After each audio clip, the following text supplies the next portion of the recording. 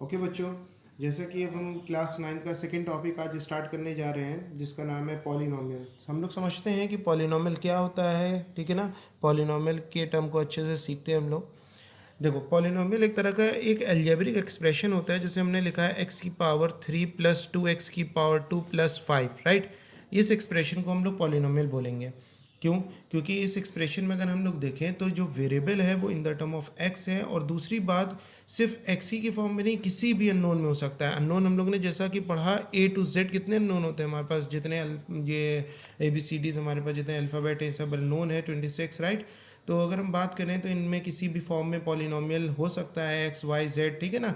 तो और ये भी नहीं कि सिर्फ एक्स ही में होगा, एक्स और वाई कंबाइंड एक ही में हो सकते हैं, जैसे x square plus 2 Y square plus 3 Z, ऐसे भी इसको भी हम पॉलिनोमियल बोलेंगे, राइट। लेकिन इसका नाम होगा, ये जो ऊपर लिखा है ध्यान दीजिएगा, इसका नाम होगा पॉलिनोमियल इन वन वेरिएबल। और यहाँ पे कितने वेरिएबल है? वेरिएबल का मतलब होता है कितने अननोन है। एक अननोन एक्स है, एक अननोन वाई है, एक अननोन जेड है। यहाँ देखो सब में एक्स ही अननोन है, तो एक ही वेरिएबल है। ये कहलाएगा पॉलिनोमियल इन 3 वेरिएबल, राइट। अगर हम बात करें यहाँ पे एक्स स्क्वायर प्लस 4p, तो ये पॉलिनोमियल इन 2 वेरिएबल है, राइट। तो यहाँ पे हम पॉलिनोमियल की बात करने पर अब हम लोग समझ पाते हैं कि पॉलिनोमियल कितने वेरिएबल में क्या होता है, ठीक है ना। अब बात देखो, पॉलिनोमियल क्या होता है उससे पहले हम ये जान लें पॉलिनोमियल क्या नहीं हो सकते। अगर हमें ये मालूम हो गया ये लोग पॉलिनोमियल नहीं, सॉरी, अगर हम लोग ये जान लें कि ये लोग पॉलिनोमियल नहीं हो सकते, तो हम पहचान लेंगे कि कौन फिर जो बचे होंगे वो पॉलिनोमियल होंगे, जाहिर सी बात है, ठीक है। तो यहाँ हम देखते हैं कौन पॉलिनोमियल नहीं होगा। देखो, ए टू जेड जो हमारे पास अननोन है, ये अननोन में हमने कहा अगर x अननोन है तो x कभी भी रूट में नहीं होना चाहिए। रूट का मतलब बेटा चाहे वो स्क्वायर रूट हो, चाहे वो क्यूब रूट हो आपका, है ना, सॉरी, चाहे वो क्यूब रूट हो आपका, यहाँ छोटा सा 3 लिखेंगे, कॉमा, चाहे वो फोर्थ रूट हो, राइट, यहाँ छोटा सा 4 लिखेंगे, यानी किसी भी रूट के फॉर्म में हो, कभी भी रूट नहीं होना चाहिए, हाँ, है ना। अननोन की बात करी मैंने, अननोन वेरिएबल, राइट। वेरिएबल में कोई भी हो सकता है वेरिएबल, चाहे p लिखा हो रूट के अंदर, राइट, चाहे t लिखा हो क्यूब रूट के अंदर, सब ये अगर एक्सप्रेशन मौजूद है किसी भी अलजेब्रिक एक्सप्रेशन में तो वो पॉलिनोमियल नहीं होगा, ठीक है ना, याद रखना, पहली बात।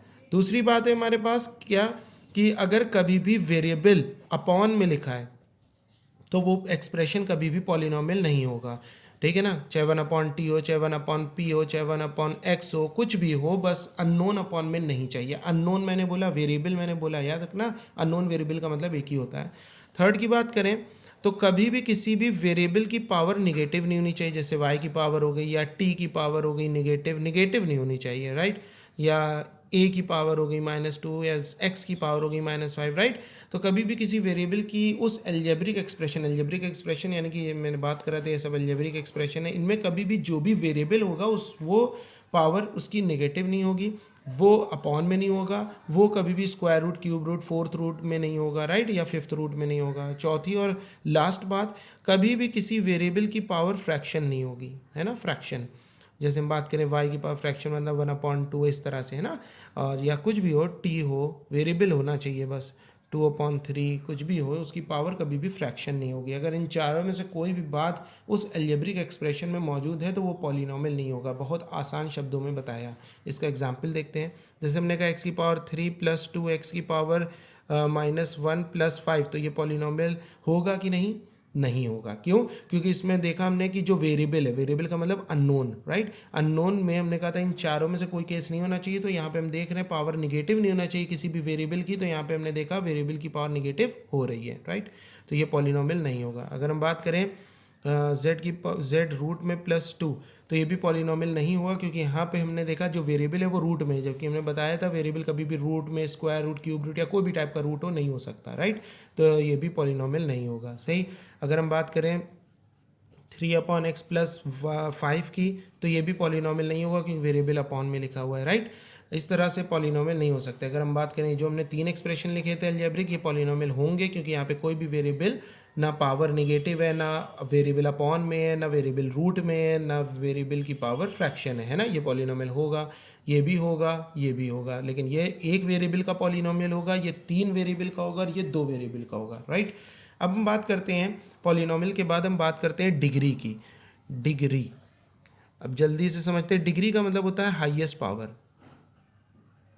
Highest power. हाईएस्ट पावर का मतलब क्या होता है, जैसे हमने कहा अगर देखो पॉलिनोमियल की डिग्री निकल सकती है, किसकी डिग्री निकल सकती है, पॉलिनोमियल की। अगर वो पॉलिनोमियल है तभी उसकी डिग्री निकल सकती है, अगर वो पॉलिनोमियल नहीं है तो उसकी डिग्री नहीं निकलेगी। इसको हाई नोट में रखना बेटा, राइट। ये बात को बहुत अच्छे से ध्यान रखना, अगर वो पॉलिनोमियल है तभी उसकी डिग्री फाइंड होगी। जैसे हमने कहा x की पावर 2 प्लस 2x² प्लस 5, तो सबसे पहले अगर हमने कहा find the degree of this polynomial, तो आप सबसे पहले चेक करोगे ये पॉलिनोमियल है भी कि नहीं। अगर ये पॉलिनोमियल है तो ही इसकी डिग्री निकल सकती है, नहीं तो नहीं। तो हमने देखा हाँ ये तो पॉलिनोमियल है, क्योंकि इसके अंदर मौजूद कोई भी वेरिएबल रूट में नहीं, पावर निगेटिव नहीं, ठीक है ना, पावर फ्रैक्शन नहीं, अपॉन में वेरिएबल नहीं, तो yes it is a polynomial. तो इसकी हाईएस्ट पावर क्या है, देखो यहाँ वेरिएबल की पावर 2 है, यहाँ पे वेरिएबल की पावर सपोज करो 12 है, लिखा हो ये, ठीक है ना, ये 12 है या 5 है, तो डिग्री कितनी हो जाएगी, degree is equal to 12, right. Highest power सबसे बड़ी पावर 12 है ना। अगर हमने पूछा सपोज करो ये लिखा है x³ plus √2 into x plus 5, तो पूछे ये पॉलिनोमियल है कि नहीं, तो आप क्या कहोगे, आप कहोगे है। क्यों, क्योंकि यहाँ पे वेरिएबल पे रूट नहीं लगा है, नंबर पे लगा है। नंबर पे लग सकता है, वेरिएबल पे रूट नहीं होना चाहिए, वेरिएबल की पावर फ्रैक्शन नहीं होनी चाहिए, वेरिएबल कभी भी अपॉन में नहीं होना चाहिए, राइट। जितनी मैंने बताई बात वो वेरिएबल के लिए है, नंबर के लिए नहीं। नंबर मतलब समझते हो ना 1 2 3 4, तो yes it is a polynomial. तो इसमें सबसे बड़ी पावर क्या है, तो वेरिएबल की पावर, देखो यहाँ पावर 3 है, यहाँ पे पावर 1 है, यहाँ तो वेरिएबल ही नहीं है, तो डिग्री कितनी हो जाएगी, 3, है ना। तो इस तरह से हम लोग ने डिग्री को जाना। तो सबसे पहले आपको चेक करना है कि वो पॉलिनोमियल है कि नहीं। अगर वो पॉलिनोमियल है तभी उसकी डिग्री निकल सकती है, नहीं तो उसकी डिग्री नहीं निकल सकती। आप डिग्री फिर क्या लिख दोगे, नॉट डिफाइंड। जैसे एग्जाम्पल में मैंने लिखा √x प्लस 2, ये पॉलिनोमियल, पहले का find the degree of this polynomial, तो कहोगे सर ये तो पॉलिनोमियल ही नहीं है, तो इसकी डिग्री क्या होगी, not defined, right. Not defined मतलब नहीं पता कर सकते हम लोग। अब डिग्री के बाद हम लोग चलते हैं कोएफिशिएंट के ऊपर।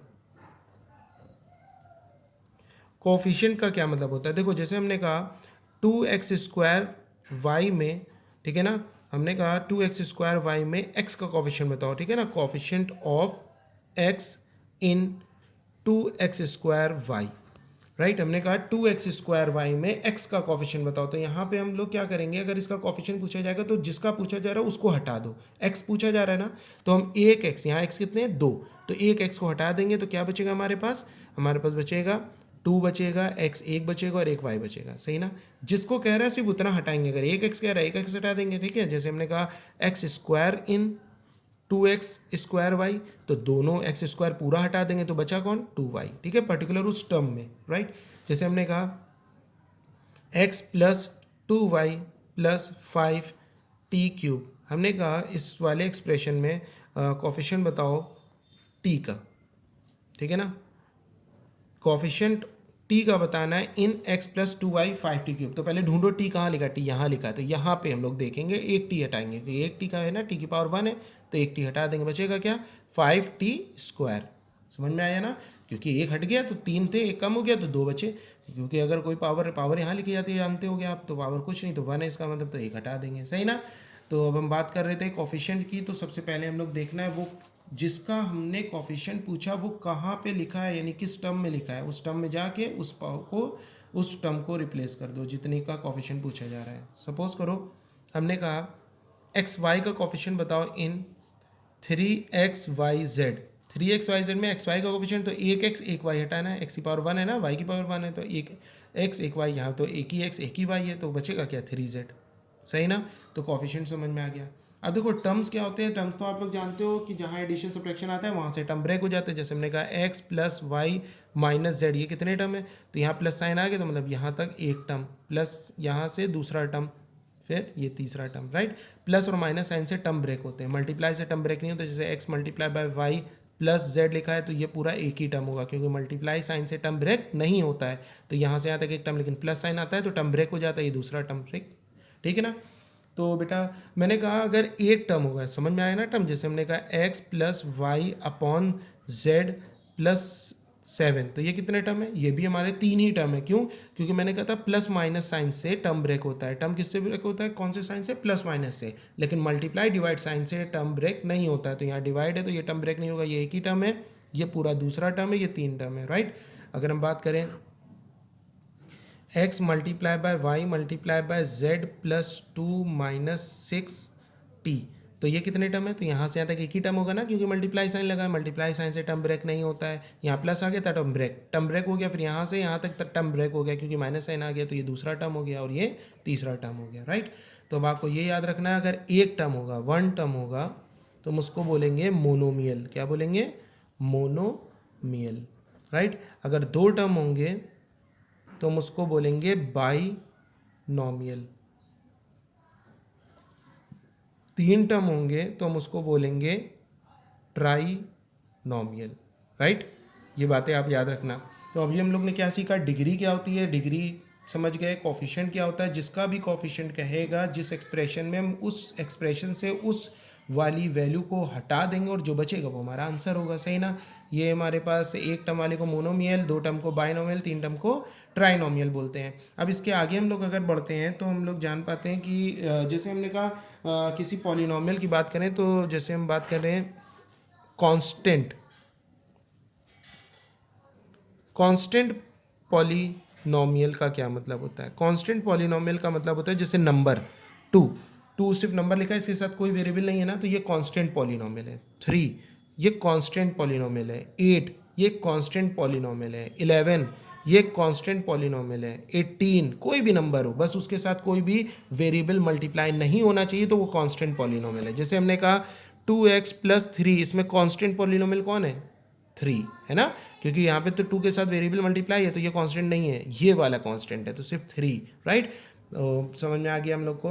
तो कांस्टेंट पॉलिनोमियल होता है, मतलब जो कांस्टेंट होता है यानी एक नंबर, वो पॉलिनोमियल होता है, ठीक है ना। तो ये कांस्टेंट पॉलिनोमियल होगा। याद रखना हमारे पास कांस्टेंट पॉलिनोमियल का क्या मतलब होता है, एक नॉर्मल से number, right. 1 2 3 4 5 6 7 8 and so on, ये सब क्या है, कांस्टेंट पॉलिनोमियल। -2 -3 -4 भी, राइट।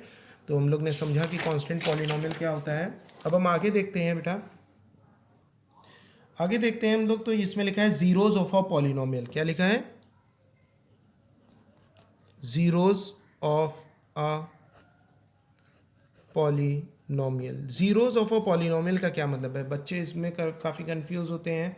अभी 9th में है तो अच्छे से समझ लो, ठीक है ना। 10th में भी ये टॉपिक पॉलिनोमियल सेम नेम से है।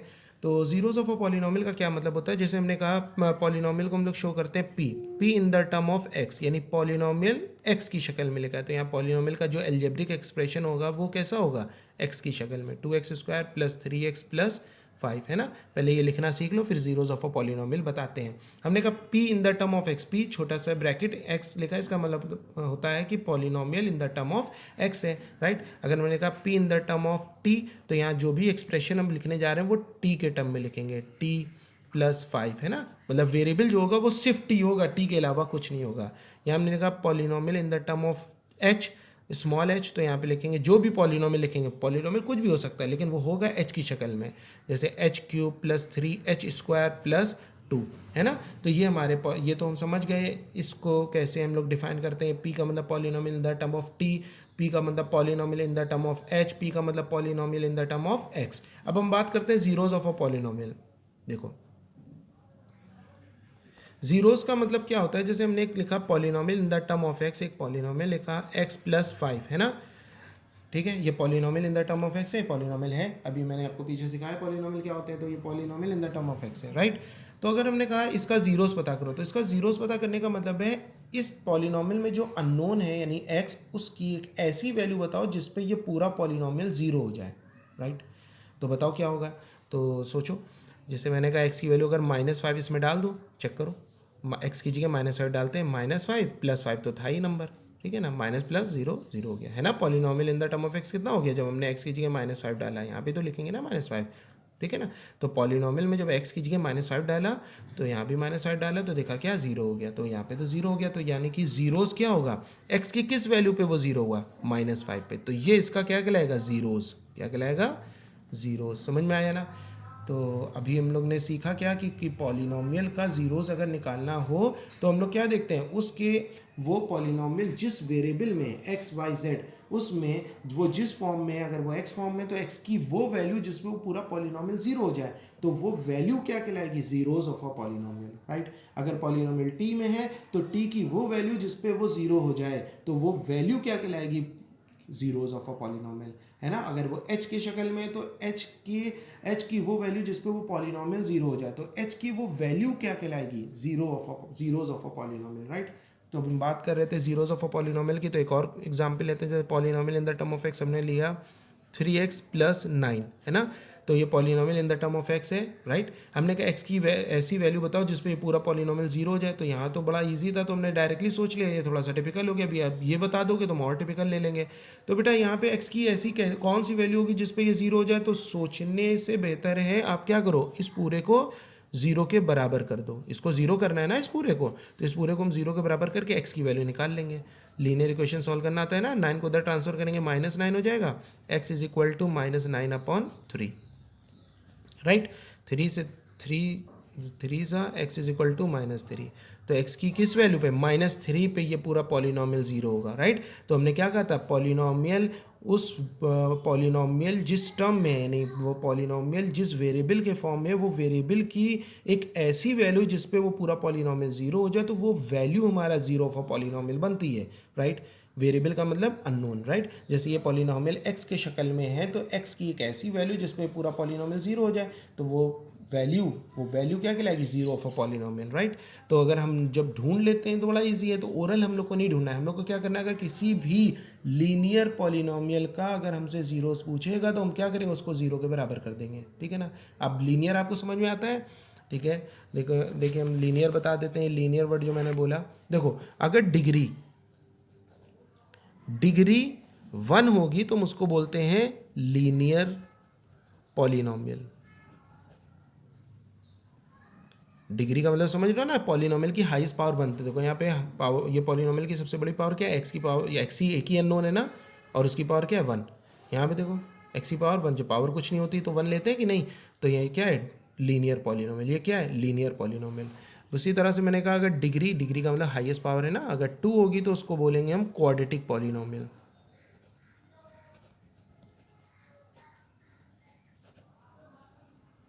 सही है।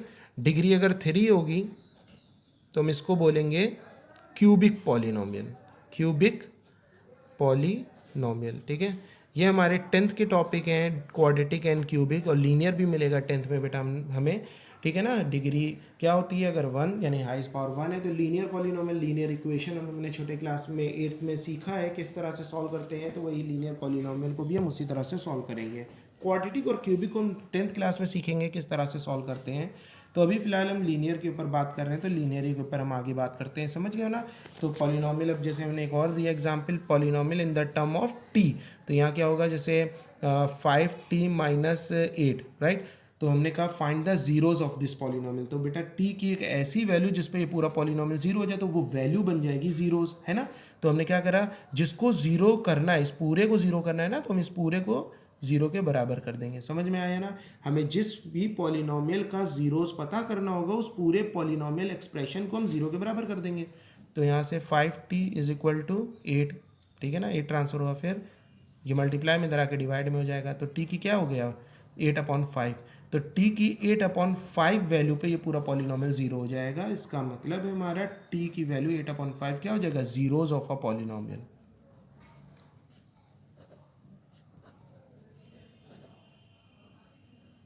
राइट। अच्छा, जीरोज ऑफ अ पॉलिनोमियल में जीरोज के 2 और नाम भी होते हैं जो हम लोग अच्छे से 10th क्लास में सीखेंगे। अभी हम बता दे रहे हैं क्योंकि 10th में सेम यही टॉपिक मिलेगा हम लोग को। तो जीरोज का एक और नाम होता है जिसको हम कहते हैं रूट्स, है ना। और एक और नाम होता है जिसको हम कहते हैं सोल्यूशन, राइट। ये भी जीरोज भी कह सकते हो और रूट भी कह सकते हो, जीरोज भी कह सकते हो और सोल्यूशन भी कह सकते हो, राइट। पार्ट नहीं है दो इसके, राइट। जीरोस का दूसरा नाम क्या है, रूट्स। जीरोस का एक और नाम क्या है, सोल्यूशन। तो जीरोस कह सकते हैं हम लोग, क्या कह सकते हैं, जीरोस और रूट्स और सोल्यूशन। ये हम तीनों में कोई भी नाम ले सकते हैं, ठीक है ना। तो कंफ्यूज ना होना, zeros of a polynomial, root of a polynomial या सोल्यूशन ऑफ अ पॉलिनोमियल का सबका मतलब सेम होता है। तो अब इसके बाद हम लोगों ने समझा कि पॉलिनोमियल क्या होता है, ठीक है ना। पॉलिनोमियल में डिग्री क्या होती है, कोफिशिएंट क्या होता है, जीरोस क्या होता है। अब जैसे हमने कहा क्वेश्चन है, polynomial in the term of x is equal to 3x + 5। हाँ, हमने कहा find the value x is equal to 5। हमने कहा x की वैल्यू 5, x इक्वल टू 5 पे वैल्यू क्या होगी इस पॉलिनोमियल की, तो x की जगह 5, तो जहाँ जहाँ x है वहाँ 5 पुट कर दो, पॉलिनोमियल x की जगह यहाँ पे 5 पुट कर देंगे, और इधर 3 इंटू 5 प्लस 5 है ना, तो यहाँ पे 5 3 15 प्लस 5, यहाँ कितना हो जाएगा 5 3 15 प्लस 5 5 2 20, सही कि नहीं। अगर हमने कहा polynomial in the term of t है जिसका नाम है 3t square minus 6t plus 7, तो हमने कहा कि find the value of t equal to 1, तो हम जहाँ जहाँ t होगा वहाँ वहाँ क्या कर देंगे 1 पुट कर देंगे, तो 3 इंटू 1 का स्क्वायर माइनस 6 इंटू 1 प्लस 7, तो ये जाएगा 3 1 का स्क्वायर 1, तो 1 माइनस 6 1 6 प्लस 7, 3 1 3 माइनस 6 प्लस 7, ये हो जाएगा माइनस का 3 प्लस 7 है ना बेटा, क्योंकि प्लस माइनस माइनस 6 में 3 जाएगा 3 बचेगा, और बड़े का साइन लगाएंगे और ये दोनों सॉल्व करेंगे तो प्लस का 4 बचेगा। तो यानी कि अगर हम क्या पॉलिनोमियल 1 मतलब t इक्वल टू 1 में पॉलिनोमियल ऑफ 1 की वैल्यू क्या होगी, तो 4 होगी। समझ में आया। तो ये वाले क्वेश्चन हमारे एक्सरसाइज में भी मैं आपको एक्सरसाइज सेंड करूँगा फोटो, उसको आपको सॉल्व करना है, ठीक है ना। तो यहाँ पे आप लोगों ने देखा कि पॉलिनोमियल में वैल्यूज़ कैसे निकालते हैं। कल को अगर हमने कहा polynomial in the term of x is equal to x plus 9/2 है, ठीक है ना, हमने find the zeros of this polynomial, तो आप सिंपली क्या करोगे, जिसका पॉलिनोमियल का जीरो निकालना है नहीं इसका, तो इसको जीरो के बराबर कर दो और x की वैल्यू फाइंड आउट कर दो, लीनियर इक्वेशन जैसे सॉल्व करते थे, ठीक है ना। तो ये हमारे पास क्या हो जाएगा, x की वैल्यू -9/2, इसका जीरोज ऑफ अ पॉलिनोमियल हो जाएगा। समझ में आया। तो ये हमारे पास बेटा जीरोज ऑफ अ पॉलिनोमियल था। लीनियर इक्वेशन कैसे सॉल्व करते हैं इसको आप लोग ने 8th क्लास में अच्छे से सीखा होगा। बस आपको कभी भी किसी पॉलिनोमियल का जीरोज निकालना तो उसको जीरो के बराबर कर दो, राइट। रूट निकालना या सोल्यूशन निकालना, हमने कहा था ना तीनों नाम एक ही हैं। तो बेटा एक बात ये ध्यान रखना कि हमारे पास क्लास 9th में लीनियर पॉलिनोमियल है। अब आप कहोगे सर क्वाड्रेटिक पॉलिनोमियल भी अभी आपने बताया जिसकी डिग्री 2 होती है, और क्यूबिक पॉलिनोमियल बताया जिसकी डिग्री 3 होती है, इसके भी जीरोज निकल सकते हैं हमने, हाँ इसके भी बेटा जीरोज निकल सकते हैं, लेकिन ये हमारा 10th का टॉपिक है, राइट। हम लोग ने नॉलेज ले लिया है, लेकिन 10th के टॉपिक में हम लोग सीखेंगे कि पॉलिनोमियल में क्वाड्रेटिक और क्यूबिक के जीरोज कैसे निकालते हैं, राइट। और हम बात करें, आप लोगों को थोड़ी सी बच्चों को कन्फ्यूजन होती है कि ये अल्फ़ा बीटा गामा क्या होता है। तो अल्फ़ा बीटा गामा ये हमारे ग्रीक अल्फ़ाबेट हैं, ठीक है ना। ग्रीक जैसे अपना इंडिया, ऐसे ग्रीक में जैसे अपने इंडिया में अल्फ़ाबेट क्या होते हैं, ABCD क्या होती है, ABCDEFGHI है ना। उसी तरह से ग्रीक की जो ABCD है वो ये है अल्फ़ा, ये बीटा यानी अल्फ़ा ए को रिप्रेजेंट है, बीटा बी है, ऐसे गामा, ठीक है ना। गामा के बाद आता है डेल्टा वगैरह आता है, फिर ओमेगा भी होता है, इसमें बहुत सारे होते हैं टर्म। तो अभी हम फिलहाल अल्फ़ा बीटा गामा लेते हैं, ठीक है ना। ये एक सिंबल ले लिया है हमारे NCERT बुक में जो रूट को डिफाइन करते हैं, जो जीरोज़ को सिम्बलाइज करते हैं। जैसे यहाँ पे x की वैल्यू कितनी आई -9/2, जो इसका जीरोज़ है ना, तो हम इसको क्या मान सकते हैं, ये अल्फ़ा है, राइट। या बीटा मान लो या गामा मान लो, कोई फर्क नहीं पड़ता है, ठीक है ना। अगर एक जीरोज है तो अल्फा मान लिया, 2 जीरोज है तो एक का नाम अल्फा दूसरे का नाम बीटा हो गया, राइट। 3 जीरोज है तो एक का नाम अल्फा दूसरे का नाम बीटा, तीसरे का नाम गामा हो गया, है ना। हम लोग 10th क्लास के टॉपिक में अल्फा बीटा गामा को अच्छे से पढ़ेंगे। अभी फिलहाल बेटा इतना रखते हैं, है ना। आप लोग को मैं एक्सरसाइज कुछ देता हूँ, उसको आप सॉल्व करके मुझे रिप्लाई करेंगे। और हाँ एक बात और चलते चलते देखते चलो बेटा, जैसे कभी कभी डिग्री में हमसे कह देता है कि जैसे हमने कहा 5 एक पॉलिनोमियल है कि नहीं, अभी मैंने बताया था ये कांस्टेंट पॉलिनोमियल है, बिल्कुल पॉलिनोमियल है सर। तो मैंने पूछा इसकी डिग्री क्या होगी, तो देखो इसके साथ कोई वेरिएबल तो है नहीं, हमने क्या बताया था डिग्री क्या होती है, अननोन की हाईएस्ट पावर, अननोन। लेकिन सर यहाँ तो अननोन ही नहीं, तो बेटा अननोन नहीं तो डिग्री क्या हो जाएगी इसकी 0, है ना। डिग्री क्या हो जाएगी इसमें 0, समझ रहे हो ना। डिग्री कितनी हो जाएगी 0, जब है ही नहीं अननोन तो भैया 0 नहीं होगी डिग्री, बिल्कुल होगी। जैसे हमने कहा 9 की डिग्री बताओ क्या होगी, तो ये पॉलिनोमियल तो है, बिल्कुल डेफिनेटली पॉलिनोमियल है। इस पॉलिनोमियल का तो एक अच्छा सा नाम हम लोग ने जाना, कांस्टेंट पॉलिनोमियल, राइट। तो इसकी डिग्री क्या होगी, तो इसकी डिग्री कितनी होगी 0, है ना। डिग्री कितनी होगी 0, याद रखिएगा बेटा अच्छे से। और जितने ये मैंने बातें बताई इनके ऊपर मैं 2 एक्सरसाइजेज आपको सेंड कर रहा हूँ, और इसको मुझे NCERT की स्टार्टिंग 2 एक्सरसाइजेज हैं, जिन बच्चे पास बुक है NCERT की वे स्टार्टिंग की 2 एक्सरसाइजेज क्लास 9 से लगा सकते हैं। जिनके पास नहीं है मैं उनको अभी इसकी फ़ोटो क्लिक करके सेंड करता हूँ, तो आप इसको सॉल्व करके मुझको भेजें। अगर कोई क्वेरी होती है तो मुझे कमेंट सेक्शन में बताइए। तो आज के लिए फ़िलहाल इतना ही, अब नेक्स्ट लेक्चर में मिलेंगे पॉलिनोमियल के।